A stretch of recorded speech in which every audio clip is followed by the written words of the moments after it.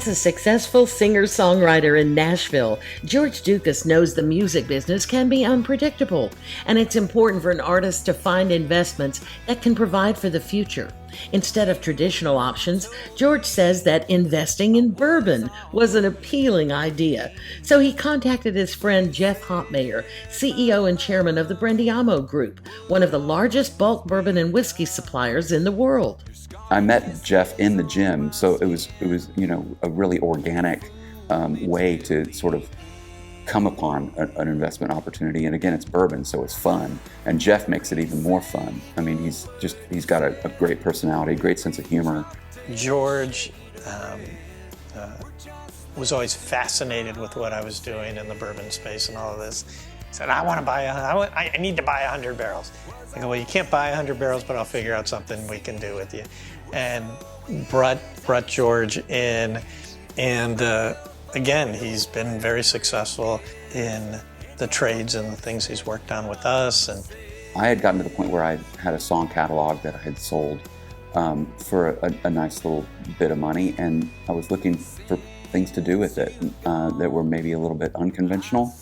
And he was so likable, number one, and like I said earlier, it was friendship first. So we got to talking, and I was like, I'd love to just explore that.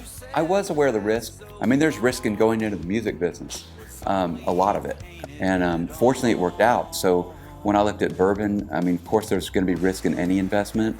And if those who think anything's risk-free, it's just not true. And the fact that you could insure your barrels was a huge sort of safety net. Jeff Hopmayer says bourbon investors will not see a quick return, and he cautions bourbon is not for casual investors. first of all, you have to be an accredited investor, right? You have to have a certain amount of assets and a certain amount of ability to invest in whatever these things are. You have to have a lot of trust in what you're doing, because technically, you know, the barrels could be held by the distillery or held by Brendiamo or held by somebody else. They're not necessarily owned by you. So you have to be able to let that go. You have to be able to have that trust out there, and a lot of people can't get there. I trust in Jeff. I do. I entirely trust in Jeff. Jeff's I look at Jeff as a proven commodity, certainly in this business, but also in my life, like as a friend, and in the community. He's been around Nashville for a number of years. He's a known commodity in our community, and he's a loved one.